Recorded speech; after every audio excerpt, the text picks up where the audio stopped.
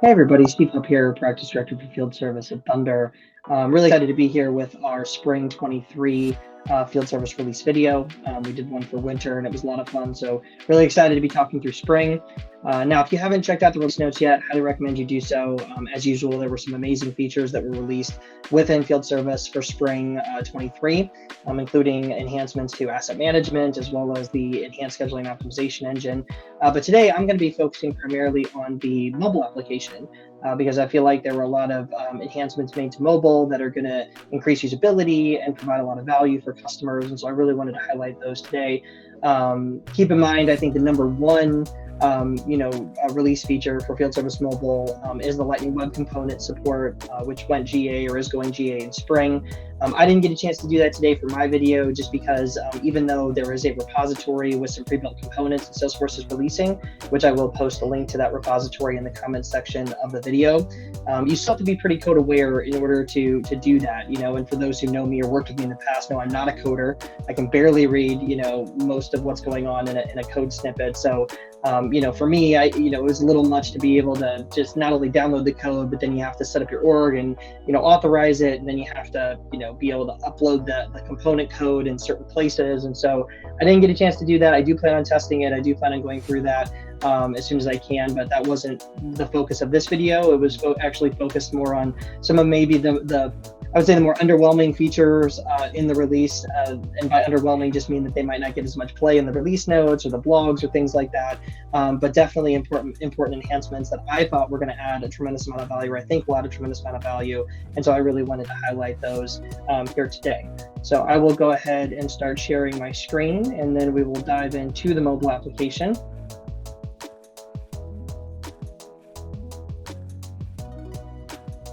All right.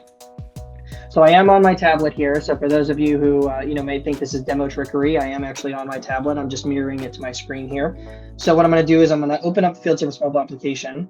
And the first thing that's right out of the gate that you can notice for those of you who've worked in the app before is the navigation menu.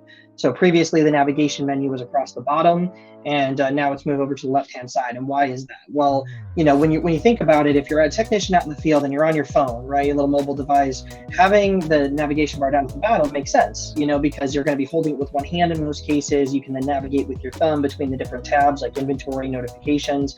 But if you're using a tablet, right, in most cases, whether you're going to be holding it in portrait mode or landscape mode, like I'm holding it here, you're going to be holding the device with two hands, right? And so you're not really going to be down there at the bottom of the screen, and it kind of makes you actually have to hold the tablet with one hand in order to then use the other hand to go down and press the navigation tab. So now with this enhancement here, I can very quickly hold the device, like I normally would, right? It's more natural to be holding it, and now quickly navigate between all of the tabs right with my left hand, and then be able to do whatever else I need to do with my right hand, again aligning to naturally holding the device. And this is going to be the same for whether you're in portrait or whether you're in landscape mode here. So very cool enhancement. I think it's going to increase usability for field technicians 100%, and I think they're really going to enjoy kind of align more to that natural way that they're going to be using their tablet out in the field. The next enhancement that I noticed, which wasn't really mentioned in the release notes, which is kind of surprising, is now the ability to see a calendar when I'm actually, viewing maybe, past appointments or future appointments. And again, for those who are familiar with the application, previously, what you would do is you would actually open the calendar, and you would get like this linear bar at the top that you had to kind of page through back and forth in order to see things in the past or to see things in the future. And it was fine. There was nothing really terribly wrong with it, but you didn't really get that context of that full month and being able to page month over month and be able to quickly dive into the appointment. So now with the enhancement here, you're able to do that. So I can go, between January, February, so on and so forth, and then dive directly into one of my existing jobs or one of my past jobs, future jobs, whatever the case may be. So again, very cool enhancement feature. I believe Android has had this for a while in terms of having that more calendar-based view, but iOS has kind of been lacking that. So now with the new release, that is something that's going to be available. The next thing is actually the ability to support split screen, which I think is going to be really impactful for customers, and technicians out in the field. So what I'm going to do is I'm actually going to drag and drop my Google Maps directly within my Field Service Mobile Application view. I'm going to open that back up. And now we see I've got my split view, which is great. I can give my field service mobile application a little more real estate here. And so now I can be working in essence on two things at once. I can be in the mobile application on the left and something else on the right. And one thing that I thought was super cool is that, if I'm looking in the context of a work order on the left-hand side, we've all familiar with the get directions, button here, which then will pass the lat long into another application, a navigation app. So, I can simply say, yep, pass this over to Google Maps. Maybe I'm in my car getting ready to head to the job. I have my work over on the left, and I can, instantly get my turn-by-turn directions on the right-hand side. Again, it makes sense, when you think about just doing the get directions and passing that over to an application, it's doing the exact same thing. It just happens to be that application is within the same split screen view. But I thought it was really cool and impactful, and I could see that being used a lot in terms of, again, getting ready to head to your next job and being able to review and see the directions on the right. And another place I saw this being very, very powerful is as a technician is interacting with third-party applications. And one use case that came to mind was taking payments, for example. There's been a lot of work over the last couple of years, when using third-party applications to use deep linking, which deep linking will always be important because it allows you to pass certain attributes from the field service mobile application to a third party and back. But the taking payments has always been one of those that has kind of remained separate, at least in my opinion and experience, within the field service mobile app. So imagine you're a technician and you're out there, kind of doing your work. You could be, generating your service report, completing your job, everything, and then have your payment application right here on the right-hand side, where you could literally very easily type in, say, the work order number, take the payment, and have that go back to, the payment gateway process, and then maybe even have a back-end integration, bringing some of that information over to Salesforce instead of having to worry about deep linking directly from the field service mobile into, say, a payment application. So again, very, very impactful. I think is going to have a lot of usability improvements, or have a lot of technicians happy about the increased usability of the application based off of that. So I'll go ahead and just clear that out to give me some additional real estate here.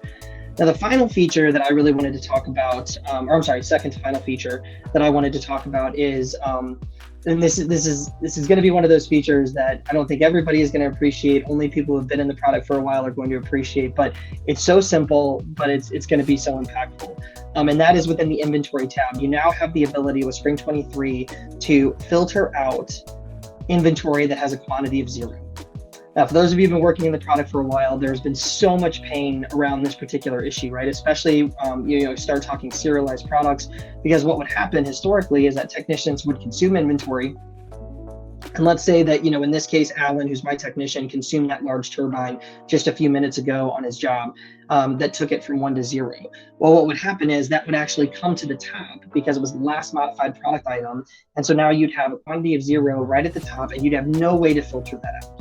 And there were all kinds of workarounds and things that I've worked with customers and partners over the years, to updating all of the other product items to try to make them further up on the list, deleting the product item out of the location once it hits 0 to make sure it's removed, but that has implications if the product's consumed and other things. So there was just not really a straightforward and really solid way in order to be able to effectively filter out or sort these things to make sure that you didn't clutter up your inventory tab with a bunch of pieces of inventory that were of 0 quantity. Well, now with the Spring 23 release, there's a toggle, and the best part is there's nothing you have to do. All you have to do is download the application. This is going to be available in the app once you download it. But now I can simply toggle off my inventory that has 0 quantity, right? My out of stock items, and now we can see that turbine just went away. So again, this might not be a huge impact for a lot of folks who might be new to field service. They might look at this and say, well, yeah, that makes sense. But being in the product for as long as I have, this has been a huge pain point for a lot of customers. And I know a lot of folks and technicians are going to be really excited about the ability to toggle on and off their quantities of 0. All right, so the last big improvement that I wanted to highlight within the mobile application was the priming updates that were made. So for those of you who aren't familiar, right, previously, and by previously, I mean even before Briefcase was available, there was very, very limited data that was cached to the device, right? It was actually, basically 3 degrees of separation from a core object in field service. So what that meant is you could go to the related list of a work order, you could open up one of these records, but then when you went to the related list of that record, you would actually be prompted to punch over to Salesforce Mobile, right? And then Briefcase Builder came out, and that was great because now, beyond that foundation foundational priming, you can now control all the records or additional records that would be primed to the device. But then the one gap or limitation in that was that you had to build like a flow or something in order to access, the metadata of those records, because you would still navigate to the related list and it would still want to punch you over to Salesforce Mobile. So even though the records themselves might be cached to the device, the technician didn't have the ability to easily see those through, say, related lists or lookups or things like that. They would have to, there would have to be a flow of some kind to be able to access.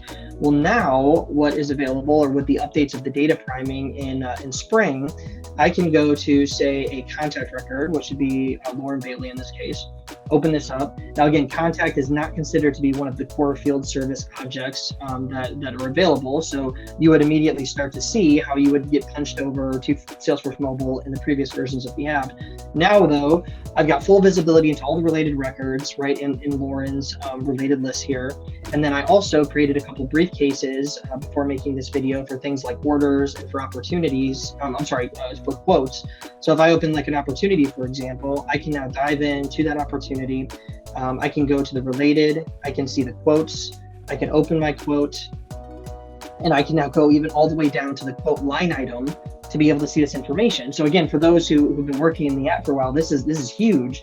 I was just able to go from the work order to the contact to an opportunity to a quote line item directly on the Field Service Mobile application. And with the updates of the data priming, the point is to be able to do that while completely offline. Now, the one caveat I want to highlight here based off my testing is that even though I created my briefcases and I tested my briefcases, I ran them as my technician on the desktop side and confirmed that the records were available. I cleared out the cache, opened up the application, right, did another sync.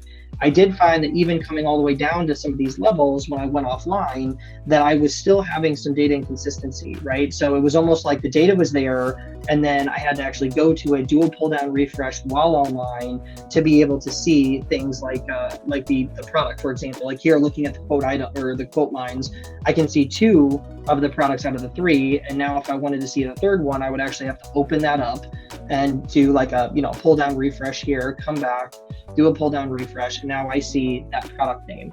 And then even more so, when I did go offline before actually accessing the data first, when I came to another one of the opportunities associated to Lauren, and it's not going to show now because I've already done it while online, but when I went to another opportunity, this one right here, and I went to related, and I went to quotes, and I went down to the quote line item level, the related list, I actually saw an error saying you're offline. Please go online and sync and do that. So again, I couldn't confirm 100%, the intended experience, but per the release notes, the whole point is to be able to cache the data and the metadata directly to the device, and now through the navigation, be able to get kind of more of that Salesforce Mobile type feel, where now you have access to more data well beyond just the work orders and the service appointments and things like that, to be able to expand that visibility or that customer 360 that the technician is utilizing in the field. So that's it, so again, a lot of features across the board, right across all of the pillars, but this was really primarily focused around the mobile application. A lot of cool things coming out, a lot of cool, just kind of minor nuanced UI enhancements that I think are going to make big impacts to technicians out in the field, and really excited about that. So as always, appreciate watching the video. If there's anything that myself or Thunder can do for your field service implementation, please don't hesitate to reach out and let me know. Thanks so much.